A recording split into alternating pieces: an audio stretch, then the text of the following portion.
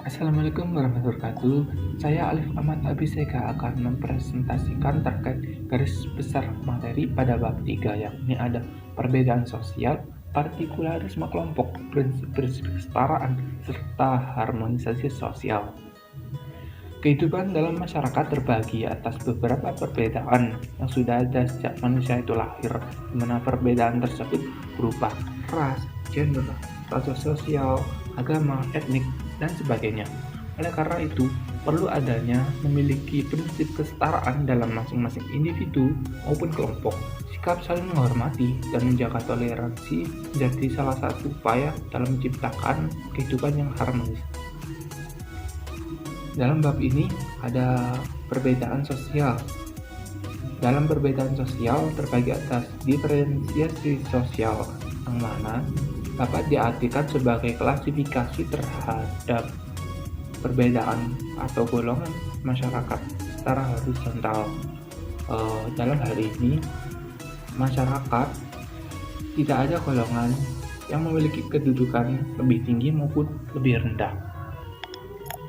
Dalam diferensiasi sosial ini berdasarkan ciri fisik, di mana warna kulit, mata, bibir, bentuk hidung, serta ciri sosial berkaitan dengan pola perilaku dan cara pandang masyarakat, serta ciri budaya berkaitan dengan nilai-nilai yang dianut dalam masyarakat. Adapun bentuk-bentuk diferensiasi sosial, satu ada diferensiasi berdasarkan ras. Dalam ras terbagi atas beberapa ras yang ada di dunia, yakni ada Australoid, yakni sebagian dari penduduk Australia, yakni penduduk asli atau jin. Ada Mongoloid yang terdiri dari Asia Utara, Asia Timur, Asia Tengah, Malaya, dan American Mongoloid. Ada Kaukasoid yang terdiri dari Nordik di Eropa Utara, di pegunungan Alpin, serta ada Negroid yang terdiri di beberapa bagian benua Afrika, di Afrika Tengah, di semenanjung Malaya, serta Melanesia di Papua. Serta yang terakhir ada ras-ras khusus yang terdiri dari Bushman di Gurun Kalahi Afrika Selatan, di Polinesia, serta Ainu di Pulau Hokkaido Jepang. Yang kedua, terdapat bentuk diferensiasi berdasarkan suku bangsa atau etnik, di mana Konca-Ningrat mendefinisikan suku bangsa sebagai kelompok manusia yang memiliki kesatuan budaya, bahasa, yang terkait kesadaran mengenai identitas, di mana beberapa bagian tersebut dalam suku bangsa, ini contohnya ada di Papua, di Dayak, Jawa. Serta bentuk yang ketiga ada diferensiasi berdasarkan jenis kelamin dan gender. Tentunya kita mengetahui ya, dalam hal ini diferensiasi ini terbagi atas laki-laki dan perempuan, dan gender pada dasarnya diperuntukkan kepada laki-laki dan perempuan, yang artinya sikap, sifat, peran, dan sesuai gender dapat berlaku baik untuk perempuan maupun laki-laki. Dalam perbedaan gender ini tentunya berdasarkan dari masyarakat tersebut. Yang keempat, ada diferensiasi berdasarkan mata pencarian, di mana diferensiasi ini terbagi atas berkaitan dengan kemampuan dalam individu tersebut dalam menciptakan, ya, tidak di soft skill maupun hard skill yang dimiliki. Dalam diferensiasi mata pencarian ini didasarkan pada kemampuan khusus individu juga dalam berkaitan dengan wawasan serta pengetahuan yang dimiliki dari proses belajar. Di sini ada contohnya, ada dokter, tentara, dan sebagainya. Yang kelima ada diferensiasi berdasarkan agama. Penggolongan ini didasarkan atas perbedaan horizontal, yang mana satu sama lainnya perbedaan agama tidak ada yang lebih tinggi maupun lebih rendah. Di Indonesia sendiri perbedaan tersebut terbagi atas agama Islam, Kristen, Hindu, Buddha, Katolik, dan Konghucu yang telah diakui oleh Undang-Undang 1945. Yang kedua, di perbedaan sosial sisi ini ada stratifikasi sosial. Apa sih yang dimaksud dengan stratifikasi sosial? Di sini dapat diartikan sebagai perbedaan penduduk dalam kelas-kelas secara bertingkat dalam lapisan tinggi maupun secara vertikal. Dalam hal ini, bentuk-bentuk stratifikasi sosial terbagi atas kekayaan, kekuasaan, kehormatan, serta keturunan dan pendidikan. Di sini terdapat pembagian stratifikasi sosial menjadi ketiga bentuk, di mana ada stratifikasi terbuka, stratifikasi tertutup, dan stratifikasi campuran. Dalam sosial terbuka di sini bersifat lebih dinamis, di mana anggota setiap kelompok sosial yang mempunyai keahlian kecakapan dapat naik ke lapisan yang lebih tinggi berdasarkan prestasi yang dimiliki. Yang kedua ada stratifikasi sosial tertutup, di mana status perpindahan anggota masyarakat tersebut dibatasi dan sulit. Bahkan dalam stratifikasi ini perpindahan tersebut tidak dapat terjadi. Contohnya ada di sistem kasta India. Yang ketiga ada stratifikasi campuran, yang merupakan perpaduan dari kedua stratifikasi terbuka maupun tertutup. Di sini contohnya ada di sistem di Indonesia. Dalam hal ini terdapat perbedaan di sosial di dalam masyarakat, yakni dalam perbedaan tersebut pastilah muncul partikularisme dalam kelompok akibat perbedaan tersebut. Partikularisme di sini dapat diartikan maupun lebih menekankan pada sikap atau paham yang mementingkan diri sendiri atau kelompok sendiri daripada orang lain atau kelompok lain, di mana bentuk-bentuk partikularisme terbagi atas beberapa bentuk. Yang pertama ada primordialisme.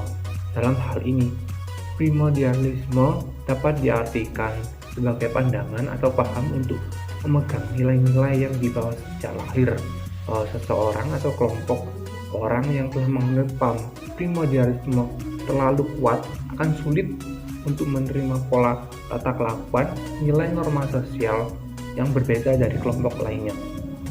Yang kedua ada etnosentrisme.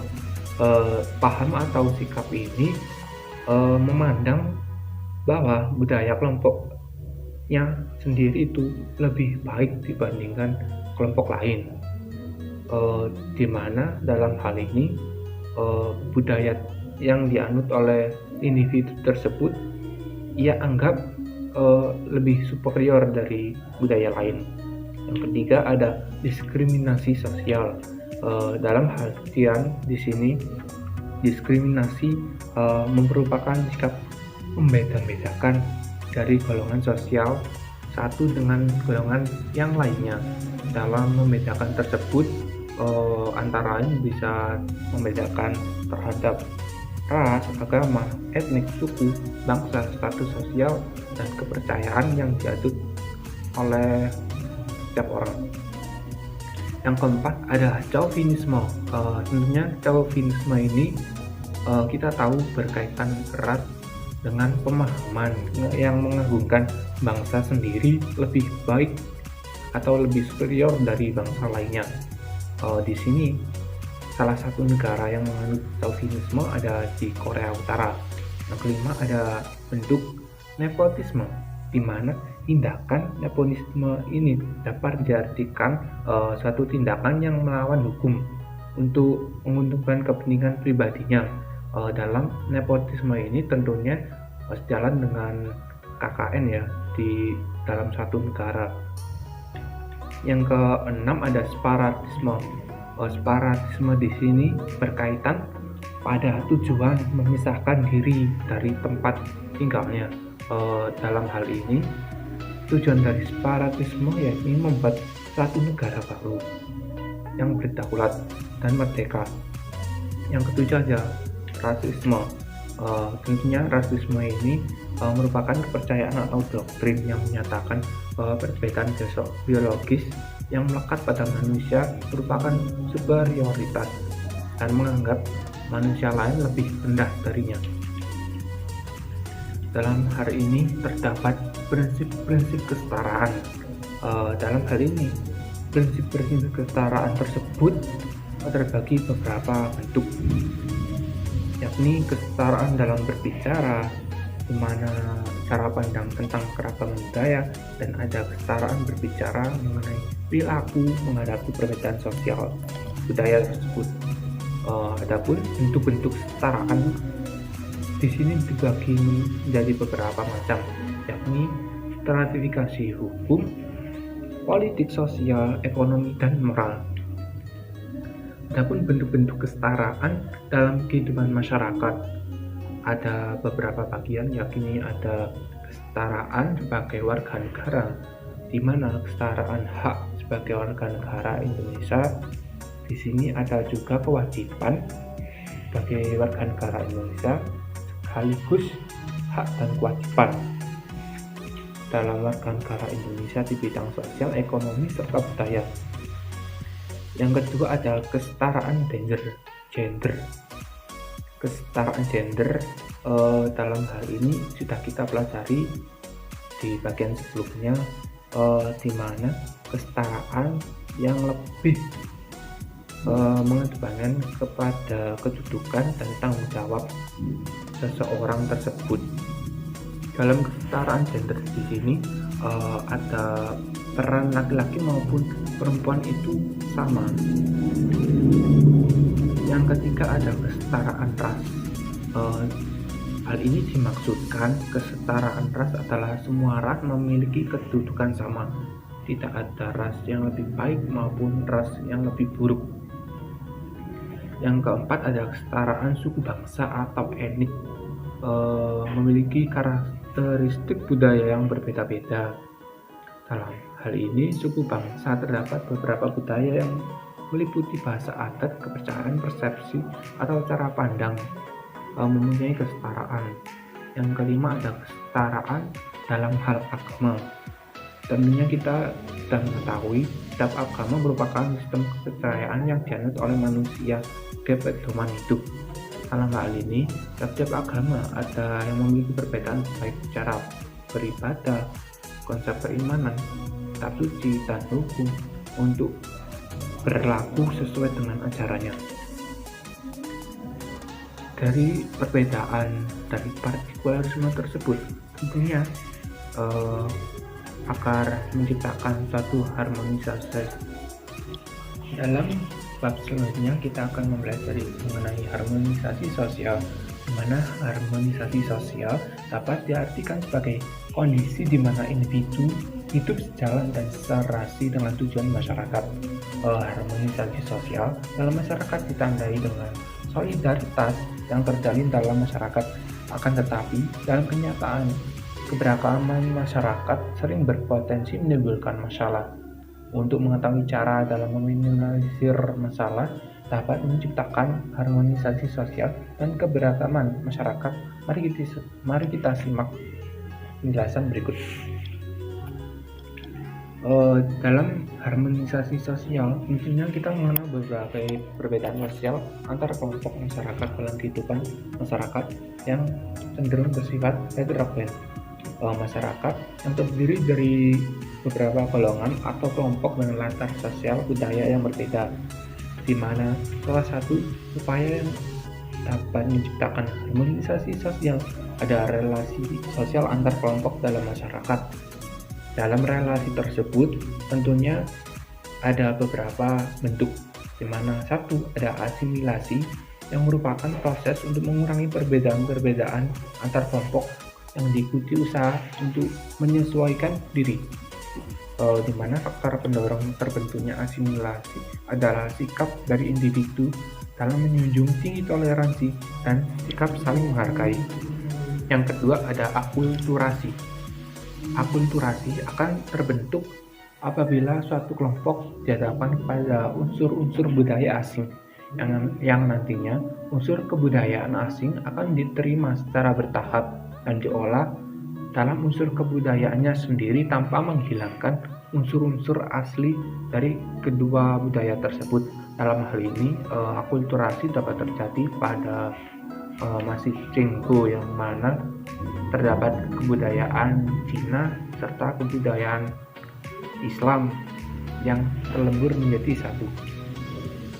Yang ketiga ada interseksi. Interseksi merupakan suatu titik potong atau pertemuan anggota kelompok sosial di berbagai kelompok sosial yang dapat membentuk melalui pertemuan anggota kelompok sosial atas kesamaan pekerjaan, suku, agama, dan komunitas.